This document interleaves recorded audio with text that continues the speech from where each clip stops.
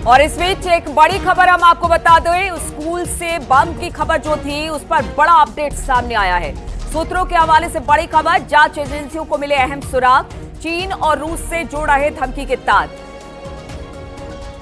RU वाले domain से भेजा गया धमकी भरा मेल, तो इस तरह की अपडेट आ रही है। अब बम हमले के मामले में जिस तरह से धमकी सुबह कई स्कूलों को मिली थी, उसको लेकर एक बड़ा अपडेट आया है। सूत्रों के हवाले से बड़ी खबर, जांच एजेंसियों को मिले अहम सुराग, चीन और रूस से जोड़ाए हैं धमकी के तार। पूरे मामले की छानबीन नहीं कर रही है, बल्कि इस पूरे मामले की छानबीन में शायद इंटरपोल को भी शामिल किया जाए, क्योंकि ये मामला अब इंटरनेशनल होता चला जा रहा है। जिस तरह की धमकी भरे ईमेल मिले थे, अब उसकी जब जांच हुई है तो बचाया जा रहा है। सूत्रों के हवाले से बड़ी खबर कि जांच एजेंसियों को अहम सुराग मिले, जिसमें चीन और रूस से जुड़ रहे हैं धमकी के तार। बातचीत करने के लिए ऋषभ मणि हमारे साथ जुड़ गए हैं। ऋषभ, क्या जानकारी मिल रही है? जिस तरह से आज सुबह स्कूलों को धमकी भरा ईमेल मिला, जांच हुई, तो बताया जा रहा है कि चीन और बाहर यानी कि रूस से तार जुड़ रहे हैं। क्या जानकारी से लेकर मिल रही है?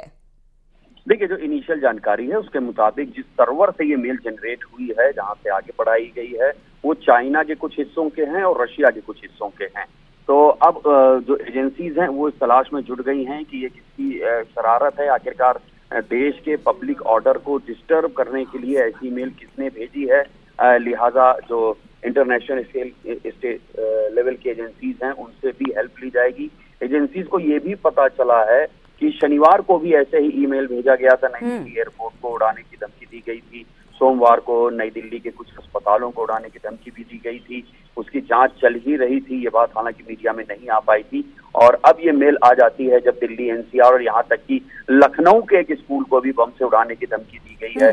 राजधानी लखनऊ के वृंदावन इलाके में एमिटी इंटरनेशनल स्कूल है, वहां भी ईमेल करके धमकी दी गई है बम से उड़ाने की, जिसके बाद ही वहां पर बम डिटेक्शन डिस्पोजल स्क्वाड पहुंचा है और जो एसओपी होती है एंटी सबोटाज चेकिंग की, वो पूरी की गई है।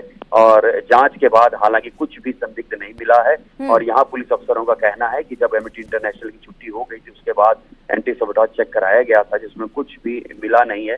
ऑफिशियल इंफॉर्मेशन भी अभी लखनऊ पुलिस की ओर से दी जाएगी। लेकिन नोएडा, गाजियाबाद और एनसीआर के जो इलाकों में धमकियां दी गई थी, जब एजेंसीज ने उनकी जांच आगे बढ़ाई है, तो इस बात के पुख्ता सबूत मिले हैं कि रशिया और चाइना के कुछ सर्वर्स का इस्तेमाल हुआ है इस ईमेल को भेजने के लिए।